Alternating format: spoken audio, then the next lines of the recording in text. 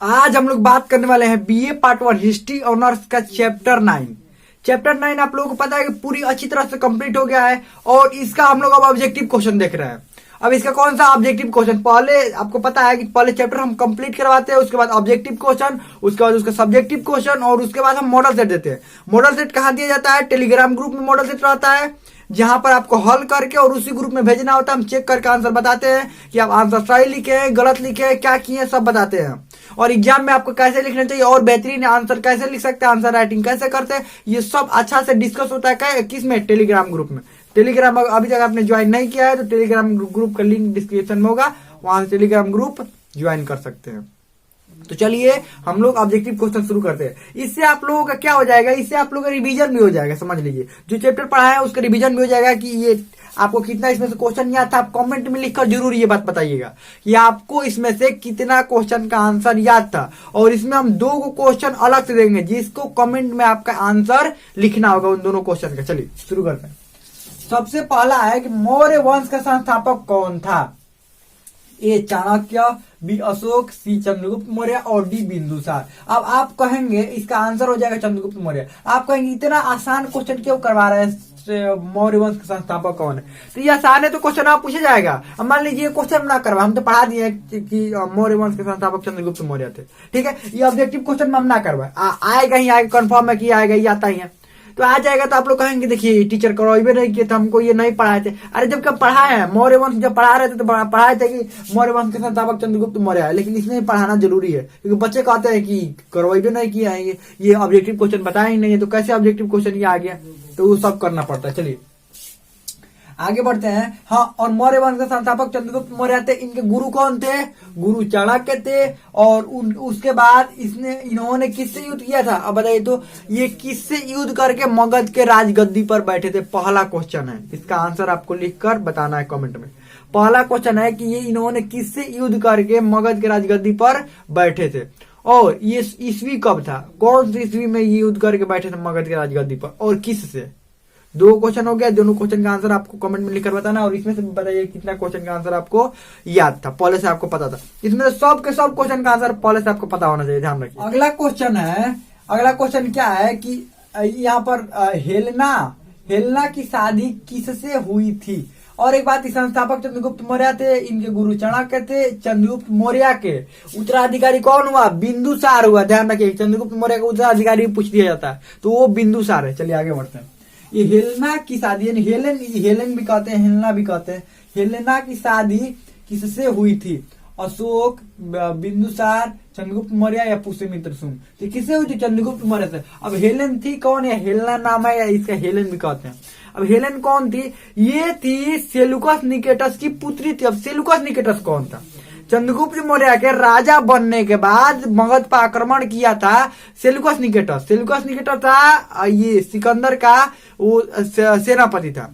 तो सिकंदर के जाने के बाद ये सेलुकस निकेटस दोबारा भारत में आया था और भारत पर आक्रमण किया था। इस बार चंद्रगुप्त मौर्य ने क्या किया? इसको हरा दिया सेलुकस निकेटस को, जिसके बाद इसको सेलुकस निकेटस को अपनी पुत्री का विवाह चंद्रगुप्त मौर्य से करना पड़ा, जिसका नाम था हेलेन। चंद्रगुप्त मौर्य से करना पड़ा और 4 क्षेत्र इसको चंद्रगुप्त मौर्य को देना पड़ा। कौन कौन सा क्षेत्र? काबुल, कंधार, हेरात और बलूचिस्तान।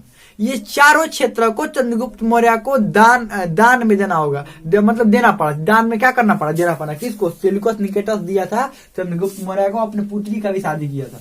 बदले में चंद्रगुप्त मौर्य ने 500 हाथी दिया था वो सेलुकस निकेटस को। आगे बढ़ते हैं। और तो सेलुकस निकेटस ने भी अपना एक राजदूत भेजा था किसके दरबार में? चंद्रगुप्त मौर्य के दरबार में एक राजदूत भेजा था जिसका नाम क्या था? मेगास्थिनी।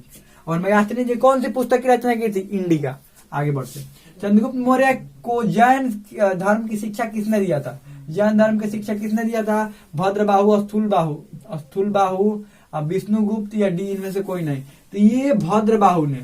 अंतिम में चंद्रगुप्त मौर्य बौद्ध धर्म ग्रहण कर ली, जैन धर्म ग्रहण कर लिए, जिसके कारण इनको जैन धर्म की शिक्षा लेनी पड़ी। और जैन धर्म की शिक्षा किसने दिया था? भद्रबाहु ने। चंद्रगुप्त मौर्य इन्होंने कौन सा धर्म ग्रहण किया था? जैन। इनका बेटा बिंदुसार आजीवक संप्रदाय को मानता था। आजीवक संप्रदाय अजीवक संप्रदाय को मानता था, और इसका बेटा अशोक वो मानता था बौद्ध धर्म। बौद्ध धर्म यानी समझ लीजिए एक ही घर में कितना वेरिएशन हो गया ना जी। बाप कुछ और मान रहा है, उसका बेटा कुछ और मान रहा है, उसका बेटा कुछ और मान रहा है। तो वहां पर कोई बात नहीं था, ऐसा नहीं था कि राजाओं में कि आपको भी यही धर्म मानना, अपना मर्जी से जो बढ़िया लगे वो मान सकते हैं, कोई दिक्कत नहीं। आगे बढ़ते हैं।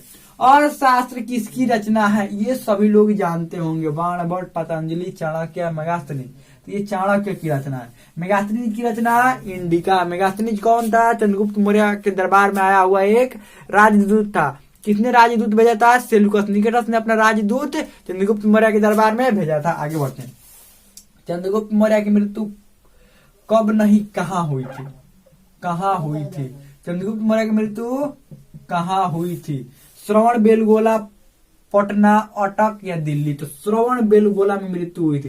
श्रवण बेलगोला में ये संलेखना विधि द्वारा अपने प्राण त्यागे थे, जैन धर्म ग्रहण किए थे। जैन धर्म में संलेखना होता है जिसमें भूखा रहा, वो उसमें इन्होंने क्या किया था, उपवास किया था, और उपवास करने के बाद 14 दिनों के बाद इनकी मृत्यु हो गई।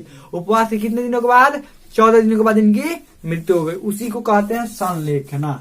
आगे बढ़ते हैं। तो संलेखना विधि द्वारा पूछा भी जाता है कि संलेखना विधि द्वारा निम्न में किसकी मृत्यु हुई थी।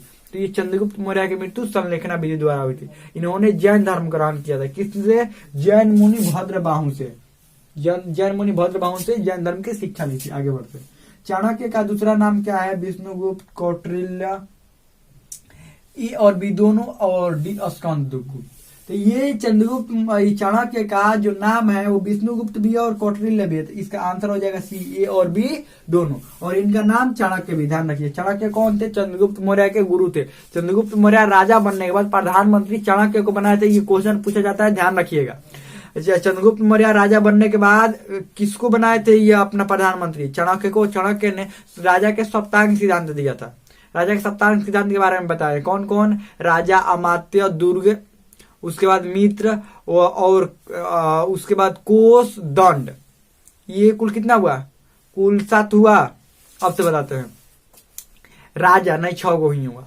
राजा, अमात्य, जनपद 3 गो हुआ। राजा, अमात्य, जनपद, उसके बाद दुर्ग, उसके बाद मित्र, और मित्र के बाद दंड, और उसका ये कोष तो बता ही दिए, कोष। तो ये कुल 7 गो दिए थे, ध्यान रखिएगा। 7 गो सप्तांग, राजा के सप्तांग सिद्धांत दिया गया था। चलिए आगे बढ़ते हैं। अगला क्या है, सोहगौर अभिलेख किससे संबंधित है, चंद्रगुप्त मौर्य, अशोक, बिंदुसार या पुष्यमित्र शुंग। तो ये चंद्रगुप्त मौर्य से ये संबंधित है सोहगौर अभिलेख। सोहगौर अभिलेख है क्या, ये कहां पर था, ये सोहगौर अभिलेखों में ये है उत्तर प्रदेश के गोरखपुर के पास सोहगौर अभिलेख मिला हुआ है। इसमें अकाल पीड़ितों की मदद के बात कही गई है, किसके द्वारा, चंद्रगुप्त मौर्य के द्वारा। उस समय अकाल पड़ गया था इस क्षेत्र में, कौन सा, गोरखपुर वाले क्षेत्र में, जहां पर सोहगौर है। और वहां पर एक अभिलेख लिखवाया था चंद्रगुप्त मौर्य ने। क्या लिखवाया था, उस पर यह लिखवाया था कि उनके द्वारा अकाल पीड़ितों की मदद किया गया है, और जो भी लोग अकाल पीड़ितों की मदद करना चाहते हैं, जो धनी लोग हैं, वो आगे आए और अकाल पीड़ितों की क्या करे, मदद करे। वही है सोहगौर अभिलेख। चलिए आगे बढ़ते हैं। सोहगौर अभिलेख। उसके बाद मुद्रा राक्षस। मुद्रा राक्षस किसकी रचना है, बाणभट्ट, पतंजलि, चाणक्य या मेगास्थनीज। तो मुद्रा राक्षस बाणभट्ट की रचना है। आगे बढ़ते हैं। श्रवण बेलगोला कहाँ स्थित है, बोला गया था श्रवण बेलगोला में इन्होंने प्राण त्यागा था। श्रवण बेलगोला कहाँ स्थित है, दिल्ली, मुंबई, कर्नाटक या बिहार। तो ये कर्नाटक में स्थित है। श्रवण बेलगोला कहाँ पर स्थित है, कर्नाटक में। चलिए आगे बढ़ते हैं। महाभाष्य किसकी रचना है, पतंजलि, चाणक्य, मेगास्थनीज या बाणभट्ट। ये महाभाष्य जो है वो पतंजलि की रचना है। किसकी रचना है, ये पतंजलि की रचना है महाभाष्य। अब देखिए ये दोनों जो लिखा गया है, ये मुद्रा राक्षस और पतंजलि, ये बहुत ही महत्वपूर्ण है, ध्यान रखिएगा। ये हमेशा क्वेश्चन पूछा जा सकता है इसमें महत्वपूर्ण। ये अर्थशास्त्र वाला ये सबसे महत्वपूर्ण है। अर्थशास्त्र की रचना कई बार पूछा जा चुका है। ये अनलिमिटेड, कोई लिमिटेड नहीं है। और मौर्य वंश के संस्थापक भी पूछा जा चुका है, ध्यान रखिएगा। ये सब मोस्ट इंपॉर्टेंट क्वेश्चन होते हैं। और एक बात, इसका नोट्स बना रहे हैं आप लोग ना, हाँ या ना कमेंट में लिखकर थोड़ा बताइए तो कि इसका नोट्स बना रहे हैं आप लोग। नहीं, बहुत सारे बच्चे नोट्स नहीं बनाते हैं इसका। क्यों, क्योंकि लगता है कि हाँ ये तो ऐसे ही याद कर लिए। अरे ऐसे नहीं, नोट बनाइए, परीक्षा के समय एक नजर में देखना होता है। और ये आपके पास नोट्स रहेगा तो बहुत काम करेगा आगे। आप लोग समझते नहीं है, इसका नोट्स बनाइए, सब नोट्स इसको बनाते जाइए। ऐसा नहीं कि नोट्स ना बनाइए, ये ऐसे बहुत सारे बच्चे होते हैं कि नोट्स नहीं बनाते हैं। तो आप लोग नोट बनाइए और कमेंट में लिख कर ये जरूर बताइएगा कि आप नोट बना रहे हैं कि नहीं बना रहे हैं। हमें लगता है कि बहुत अच्छा समझ में आ गया होगा, और कमेंट में ये भी लिख कर बताइएगा कि आपने इसमें कितना क्वेश्चन का आंसर आपको याद था। हमें लगता है बहुत अच्छा समझ में आ गया होगा। इसमें कोई भी डाउट हो, कोई भी क्वेश्चन हो तो कमेंट में पूछ सकते हैं। हमें लगता है कि समझ में आ गया होगा।